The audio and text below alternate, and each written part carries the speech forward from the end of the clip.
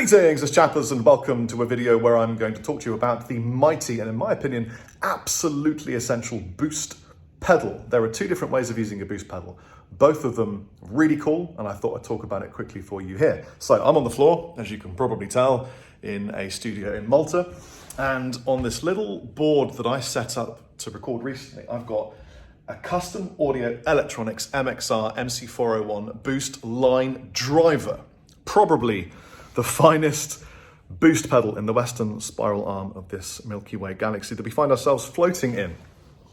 Why is it so great? Because it's just a boost.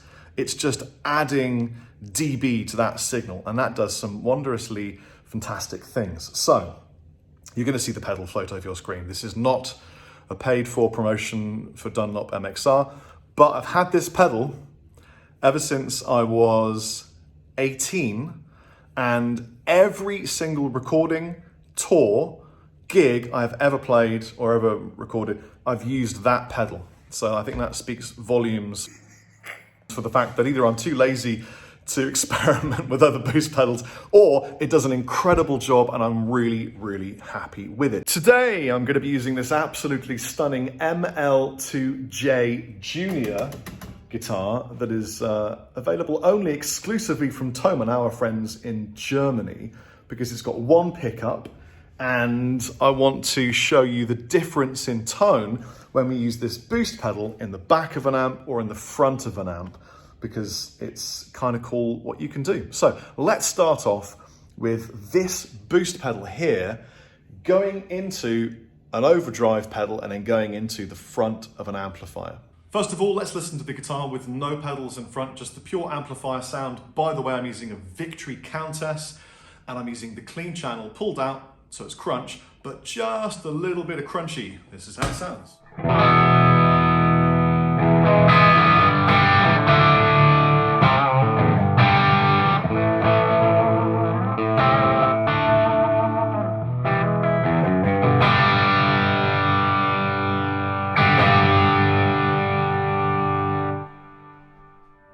So if I dig in with the pick, hit it a little bit hard, it's going to break up into overdrive, which is exactly how I set my amplifier. Now, if I add a boost pedal to that, it's going to push the preamp section of my amplifier, and it's going to work those valves, massage them, and it's going to get the internal structure of the preamp to create more gain, a little bit more volume, but mostly more gain Freeman.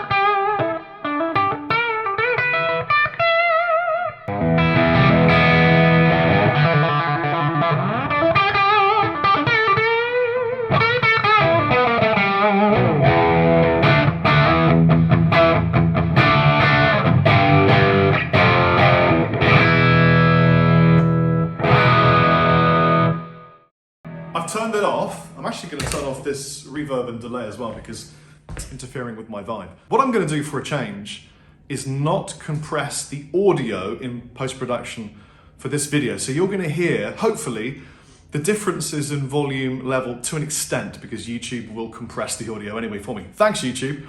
So once again, here is a rhythm piece without the boost pedal, and then I'm going to add it, and you're going to notice there is a jump in volume, but not a lot.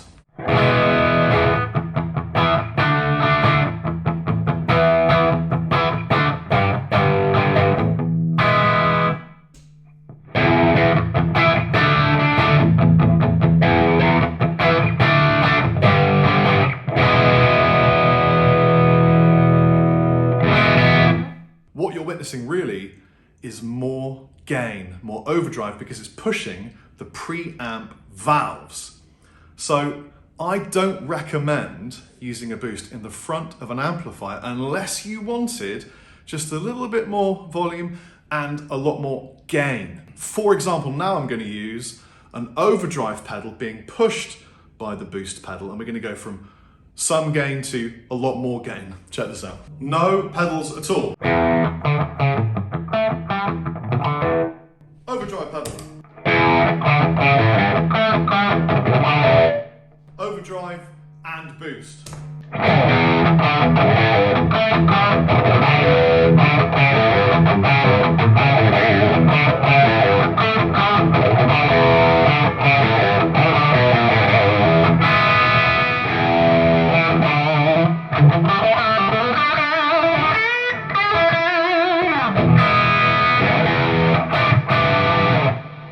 In a way, if you're rocking a valve amplifier, you could think of a boost pedal a little bit like an overdrive pedal because it's pushing the preamp valves and giving you more gain, unless you're just using a clean channel power amp kind of vibe. If you're using preamps, it's going to push the gain. Let's rock it through the back of the amplifier and listen to the difference. So this is the front section of my amplifier and this is in the loop. So what I'm going to do is just put that on the thing and then unhitch this. Sorry about the mess. Somewhere in a dark room, I can hear my tech Pablo shouting, "It's so messy!" Issue Pabs, hope you're doing phenomenally. By the many beards of my chin, I can see that it is now prepared for you. So this is in the loop of the amplifier, and then in the front, I've just got this almighty, incredible tuner from Boss. It's the only pedal you ever definitely need to buy, and then the very thing from Snake Oil Fine Instruments. Also, obviously, the new neighbor immerse reverberator in my loop, giving us the reverb and delays that I have occasionally on. I've dialed back the decibelage of this boost because frankly, it's going to be incredibly loud.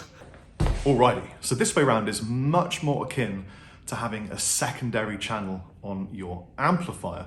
I have always used this method. I like the purity of a single channel amplifier, but with an effects loop, adding a boost, it gives you a second channel because it's just way louder, but kind of the same tonal palette unless you add pedals in there as well. So let's kick off with no pedals.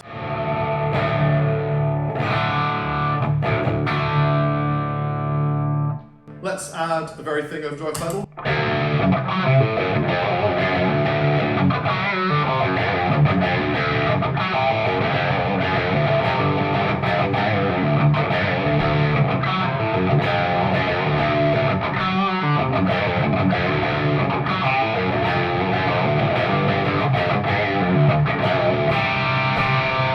Oh man, I miss playing that song. And then let's add a boost pedal. So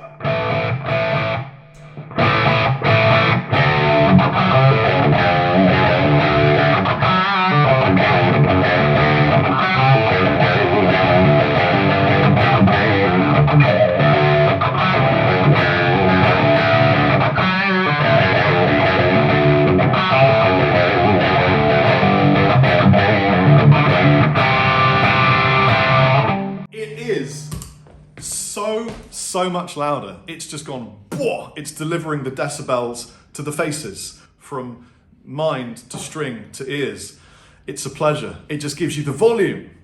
I learned this the hard way touring pub circuits in Wiltshire. I would put a boost in front of my amp and go, I'm not loud enough for a solo, because in a pub circuit gig type environment, you need a lot more cut for solos. And I was watching people with treble boosts and things and going, man, it's just not working. Is my drummer too loud? Yeah, he was. But really, I needed a boost in the loop. So hopefully this was useful for you. You can absorb the information and experiment with placement of your boost and other pedals. Take it easy. If you enjoyed this, please subscribe, press my bell and other associated buttons, like or dislike. It's all the same to the almighty algorithm. Algorithm. Bye. Chappers out.